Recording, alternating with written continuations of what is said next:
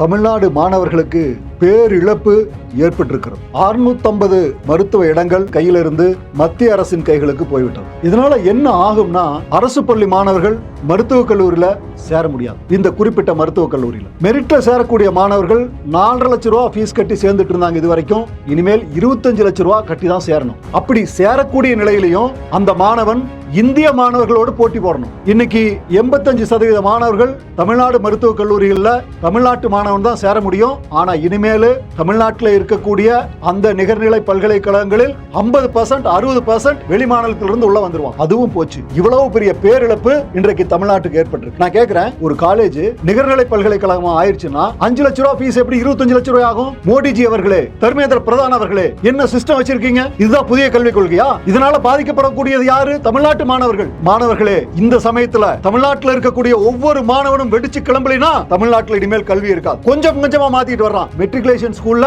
30,000 ரூபாய் ஃபீஸ் வருஷத்துக்கு வாங்கிட்டு இருந்தான். மெட்ரிகுலேஷன் ஸ்கூல சிபிஎஸ்இ மாத்தினா 3 லட்சம் ரூபாய் ஃபீஸ் வாங்குறான், 4 லட்சம் ரூபாய் ஃபீஸ் வாங்குறான்.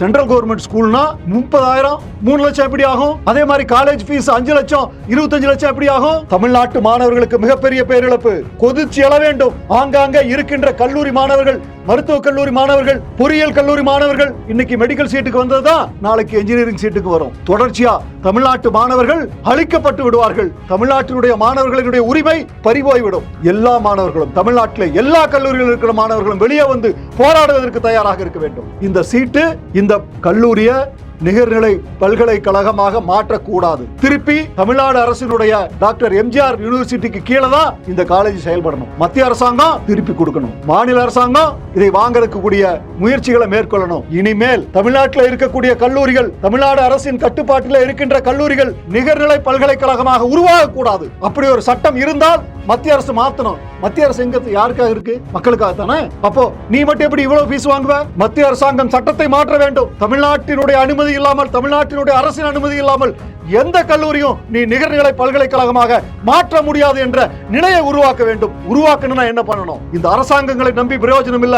மாணவர்கள் எந்திரிக்கணும். எப்படி டெல்லியில விவசாயிகள் போராட்டம் நடந்து சட்டத்தை மாத்தினாங்களோ அத மாதிரி தமிழ்நாட்டில் இருக்கின்ற அனைத்து கல்லூரி பள்ளி மாணவர்களும் கொதித்தெழுந்து போராட்டம் செய்து இந்த மாற்றத்தை கொண்டு வர வேண்டும். அப்பதான் தமிழ்நாட்டினுடைய ஏழை மாணவர்களுடைய கல்வி பாதிக்கப்படும். போராடுங்கள். தமிழ்நாடு முழுவதும் ஒவ்வொருவரும் இதை மூளை முடுக்கலாம்.